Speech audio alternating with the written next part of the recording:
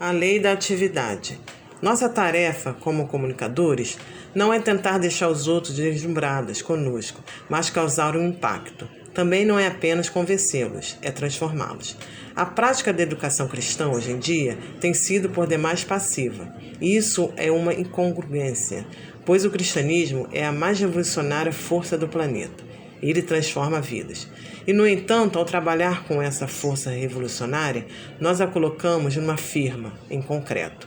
A atitude da média dos crentes é muito bem expressa no hino que diz: como era no princípio, assim é hoje e sempre será. As próprias igrejas muitas vezes opõem certas resistências às mudanças que elas mesmas deveriam promover. Lemos em Romanos 8 que todos os crentes estão predestinados para serem conforme a imagem de Jesus Cristo. Se isso é fato, então temos que ver e operar profundas mudanças. Se ensinar fosse simplesmente dizer coisas para o aprendiz, meus filhos saberiam tudo. Já lhes disse tudo o que eles precisam saber. Provavelmente todos os pais fazem o mesmo. Até imagino um pai berrando com um filho adolescente: menino, quantas vezes eu já lhe disse isso? Ao que o garoto responde com ar indiferente: sei não, pai, o computador estragou. Mas o processo ensinar-aprender não se resume nisso, vai muito além. A lei da atividade é a seguinte: quanto maior o nível de envolvimento no processo de aprendizagem, maior o volume do conteúdo aprendido. Isso é verdade, mas com uma condição: a atividade em que o aprendiz está envolvido deve fazer sentido para ele. Disso se deduz um importante princípio do ensino. A atividade desenvolvida na aprendizagem nunca é um fim em si mesma, mas sempre um meio para se atingir um fim. Uma professora pode dizer toda orgulhosa: finalmente conseguimos que todos os alunos estejam ativos. Fazendo o quê? Indaga um observador. Nada de importante, mas eles estão gostando muito.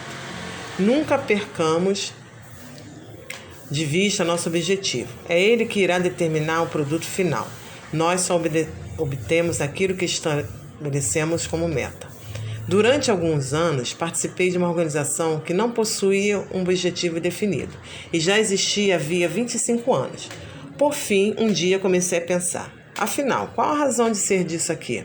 Numa das reuniões da junta diretora, indaguei: irmãos, qual é o propósito dessa organização?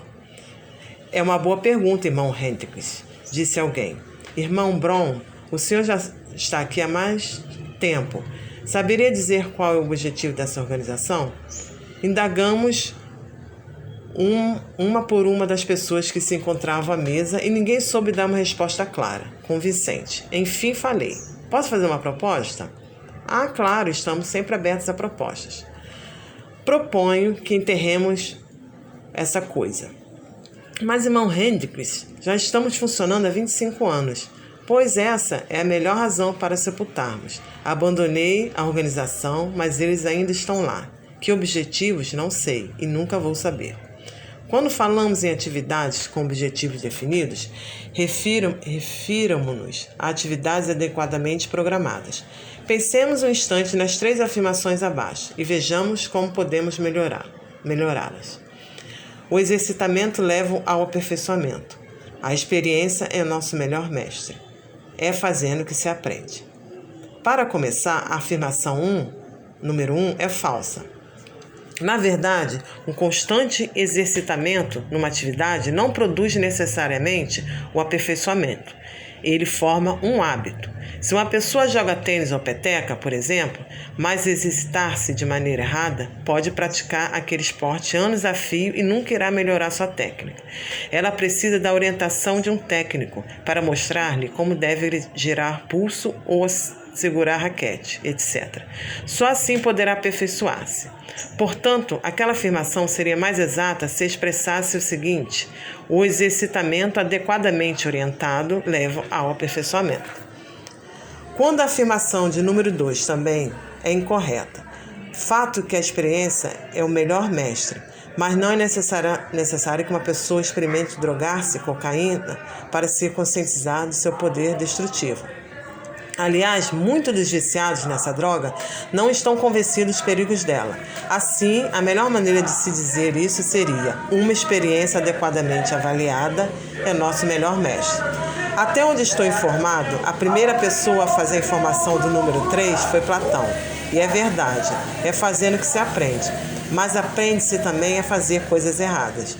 Então esse pensamento seria mais bem expresso da seguinte maneira: é fazendo as coisas certas que aprendemos o que é certo. Na realidade, às vezes aprendemos também fazendo coisas erradas. Mas esse tipo de aprendizado é mais destrutivo do que construtivo. Existe, de fato, uma relação direta entre fazer e aprender. Quanto maior for o envolvimento pessoal do aprendiz, mais possibilidade ele tem de aprender. Aprende mais quem participa mais. Participa aquele que não se limita a assistir ao jogo da arquibancada, mas se envolve nele de corpo e alma. E assim de tudo apreciam muito mais do que quem está de fora. Suponhamos que eu me proponha a ensinar alguém acerca da Terra Santa e lhe ofereça 3 opções. Primeiro, assistir a uma palestra sobre o lugar. Não rejeitemos essa possibilidade, logo de saída. Sou autoridade no assunto, que estuda há muitos anos. Posso oferecer-lhe informações históricas e arqueológicas que poderiam deixar o aluno deslumbrado. A segunda opção seria apresentar-lhe uma série de slides sobre a Terra. Tem algumas fotos maravilhosas que, acompanhadas de um belíssimo fundo musical, o deixariam encantado. E a mostra iria encerrar-se com uma vista de um pôr-do-sol no Mediterrâneo. A terceira opção seria fazer uma viagem à Terra Santa, em minha companhia, e ver todos os lugares por si mesmo. Acho que sei qual dessas opções todos prefeririam. Essa lei da atividade é confirmada por muitas pesquisas modernas na área de psicologia educacional e também por um velho provérbio chinês que diz o seguinte: ouço e esqueço, vejo e guardo na memória, faço e compreendo. Eu ainda acrescentaria mais uma coisa a esse provérbio. Na minha opinião, quando nós fazemos alguma coisa, o resultado não é apenas compreender. Não, nós mudamos também. Diz os psicólogos que podemos reter até 10% do que ouvimos. Esse percentual aponta só o potencial, não o que retemos de fato. Na verdade, quem consegue reter 10% de tudo que ouve pode ser incluído na categoria de gênios. Infelizmente, grande parte do ensino cristão utiliza o método auditivo. É por isso que tantas vezes se mostra ineficiente. Mas, segundo a psicologia, se além de ouvir também vemos, podemos reter até 50% daquilo que presenciamos. É por isso que o método audiovisual é tão importante. Nossa sociedade é toda dirigida para conhecer através da visão. A média dos meus alunos de seminário, em seus anos escolares, passou mais tempo assistindo à televisão do que estudando. Numa sala de aula. É uma superdose de televisão, que pode ser mortal, pois instila seu veneno de forma sutil e abrangente. E como a união do áudio com o visual tem forte poder de penetração na mente, quem assiste à televisão por longo tempo pode ir sofrendo lentamente uma lavagem cerebral e acaba se convencendo de que tudo que é dito ali é verdade. Vamos acrescentar o fato de fazer aos de ver e ouvir. A psicologia ensina que a aplicação conjunta dos 3 eleva a porcentagem de retenção para 90%. E depois de haver ensinado durante várias décadas em cursos de graduação, estou convencido de que isso é fato. Nesses 35 anos em que leciono no seminário o curso sobre como estudar a Bíblia sozinho, nunca dei uma prova. Os outros professores não compreendem como alguém pode trabalhar assim. Afinal, como é possível ministrar um curso sem avaliar por meio de exames? Muito simples, é só conseguir que os alunos se envolvam ativamente no processo de aprendizagem. Logo no início percebi que não é difícil para eles decorar o conteúdo dado e depois colocá-lo perfeitamente no papel. E aí lhes damos a nota máxima. Maravilha! Mas se aplicarmos a mesma prova 3 dias depois, já terão esquecido tudo e não serão aprovados, nem mesmo se a vida deles depender disso. Mas como o processo de envolvimento é diferente, tive a ocasião de testar esses alunos 25 anos depois e descobri que ainda estão utilizando os mesmos princípios de estudos bíblicos que aprenderam em minhas aulas e que nunca tiveram de memorizar. Aprenderam na prática, pelo processo da atividade. O mesmo princípio se aplica a outros aspectos da vida cristã. A melhor maneira de se aprender a testemunhar por exemplo, é testemunhando e não lendo livros sobre o Evangelho, sobre o assunto. Já leu algum livro sobre evangelismo? Eles sempre trazem muitas ilustrações. Uma pessoa vai viajar de avião. Acomoda-se em seu assento e 15 minutos depois seu companheiro ao lado está salvo. Passa-se mais meia hora e ele já ganhou toda a fileira em que está sentado. Uma hora depois, todos os atendentes de cabine já receberam a Cristo. E quando o avião chega ao seu destino, todos os passageiros estão salvos. A maioria dos crentes lê isso e pensa: e tenho que fazer a mesma coisa. E na primeira oportunidade, tenta pôr em prática o que leu no livro. E é um fracasso total. Resultado, sente-se derrotado e pensa: acho que não tenho dom para evangelismo. Não.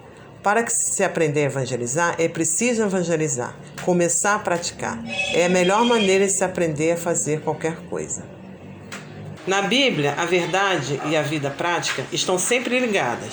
Gosto muito do que Paulo diz em Tito 1:1, o conhecimento da verdade, que é segundo a piedade. Jesus disse várias vezes: quem tem ouvidos para ouvir, ouça.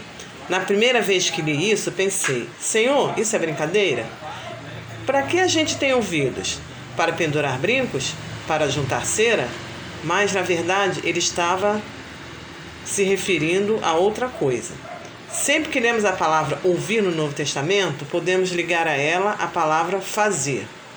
O Senhor Jesus juntou as duas palavras uma à outra quando disse: todo aquele, pois, que ouve estas minhas palavras e as pratica, esse é o que me ama.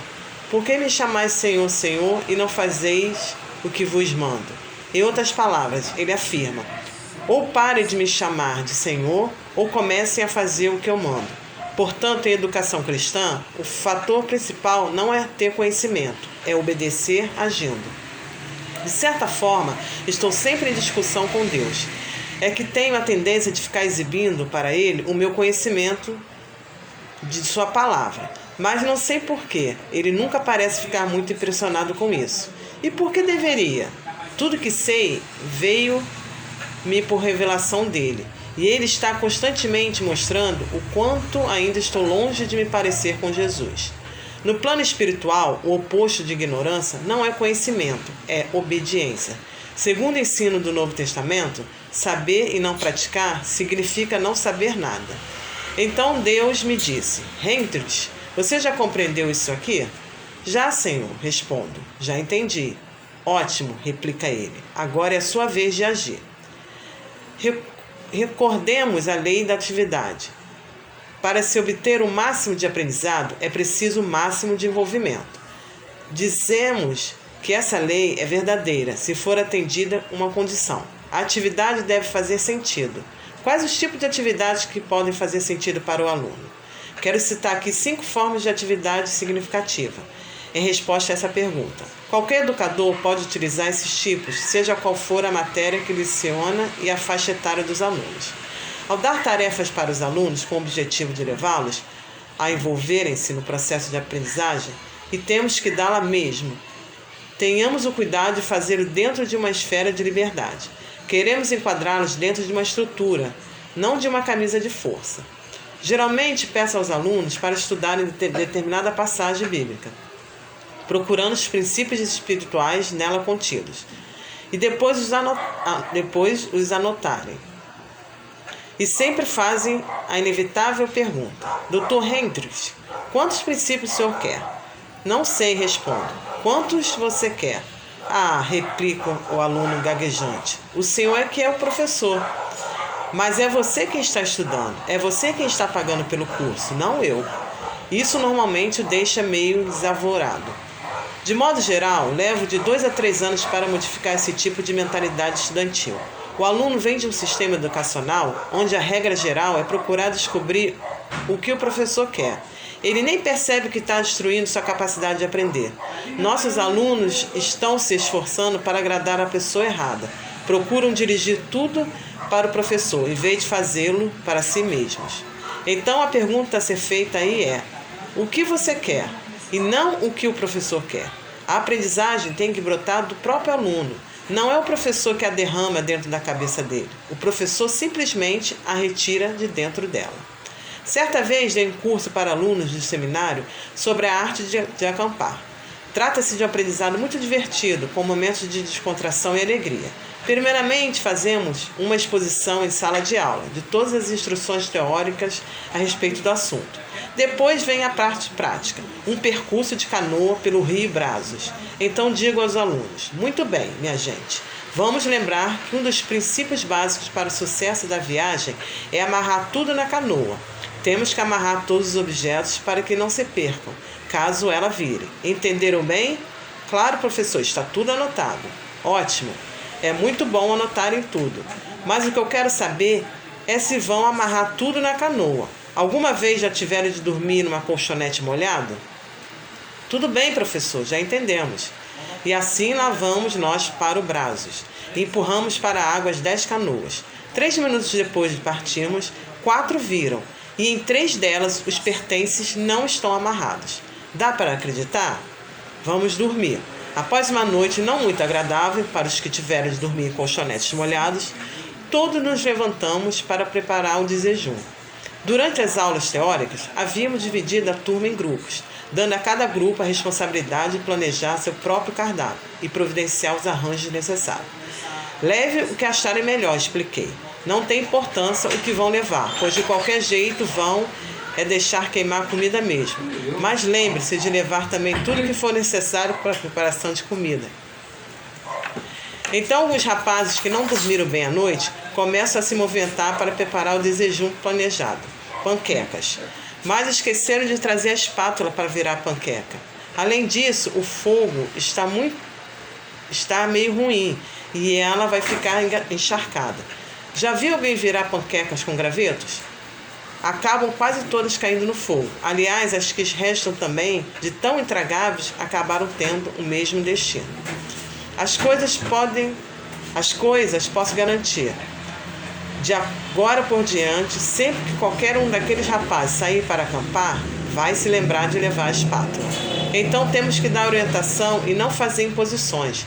Deixe que eles se atrapalhem totalmente e, se for o caso, aprenderão muita coisa.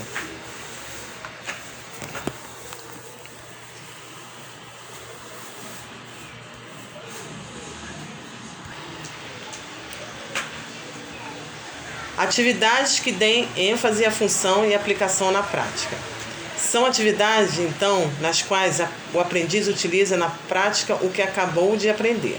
Como decorrência disso, vemos que só se pode apresentar a cada vez o volume de conhecimentos que ele puder absorver e utilizar. Nós, professores, estamos sempre pregando um recurso que chama de técnica do armazenamento. Temos a seguinte mentalidade: tem que dar a eles toda essa informação e dar agora. E então, pomos-nos a despejar conhecimento neles. Poderia chamar esse método também de hambúrguer a ventilador.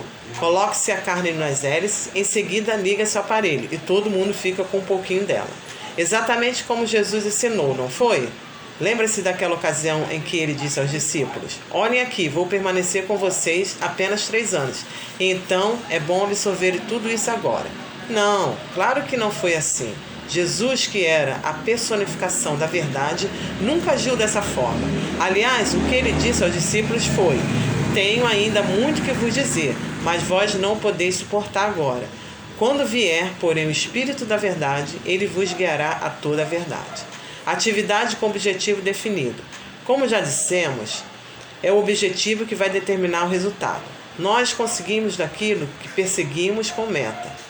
Lembremos uma coisa: nada de atividade só pela atividade. Não devemos dar para os alunos atividades para as quais não tenhamos objetivos claros. Se existe uma coisa que o ser humano detesta, é trabalhar por trabalhar. É por isso que, sinceramente, grande parte de nossas revistas de escola dominical seria mais bem aproveitada se fosse usada para acender fogo. Se a matéria que ensinamos contém requisitos tais como a leitura de determinados livros, trabalhos por escrito ou pesquisa, é bom nos perguntarmos: qual o meu objetivo nisso? O que os alunos vão aproveitar ao ler esses livros ou redigir esses trabalhos? Será que escrever algumas páginas e ler alguns livros ajudará a melhorar a formação deles? Ou quem sabe apresentamos esses requisitos apenas por uma questão de hábito. Em nome do ensino e do saber, fazem-se muitas coisas que não têm o menor sentido.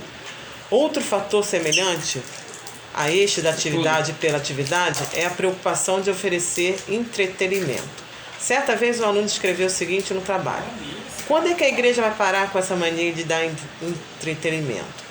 Não vou aos cultos em busca de diversão. Se quiser me divertir, posso ir a um show no centro da cidade. Conheço uma igreja que possui um interessantíssimo programa para adolescentes. É uma das poucas que já vi que oferece aos garotos um sério desafio na aprendizagem. Eles não são tratados como bebezinhos, nem são convocados apenas para se divertirem. Uma das atividades é uma viagem ao México, realizada anualmente. Todos que se dispuserem a ir têm que aprender espanhol e são obrigados a preencher uma imensa lista de requisitos que exigem muito esforço deles. Mas eles adoram. A classe dispõe de um ônibus com apenas 25 lugares, mas no ano passado apresentaram-se 87 candidatos. Atividades que, além de estarem relacionadas com o produto final, estejam relacionadas também com o processo, de modo que os alunos saibam não apenas em que creem, mas também por que o creem.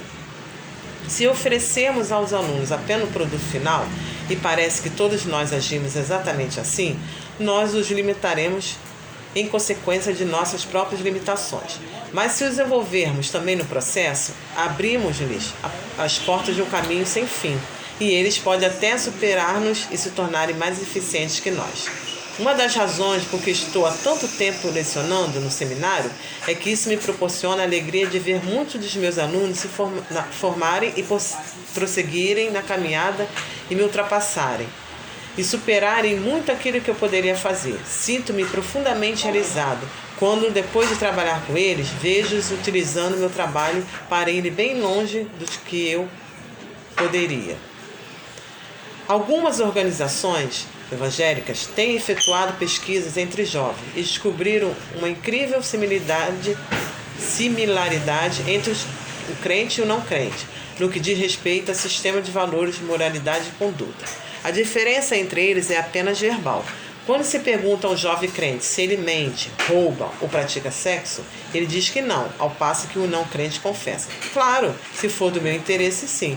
Contudo, na prática não existe quase nenhuma diferença. Isso mostra como temos errado. Pensemos um pouco nas implicações do fato. Estamos passivos face a práticas erradas, contentando-nos apenas com palavras. O problema é que nossos jovens já decoraram os jargões evangélicos, mas não estão gozando da verdadeira experiência cristã. Atividades associadas a situações em que se vejam obrigados a solucionar problemas. O aluno está à procura de respostas para as perguntas de quem? As nossas? Não, as deles. Portanto, se apresentarmos em sala de aula os nossos problemas pessoais, eles não assimilarão as soluções e corremos o risco de formar cristãos de fachada. Na maioria das vezes, não abordamos os problemas que as pessoas estão enfrentando, então vamos procurar enxergá-los. Quais são eles? Que tipo de conflito as pessoas estão enfrentando? Com que tentações estão sempre se deparando?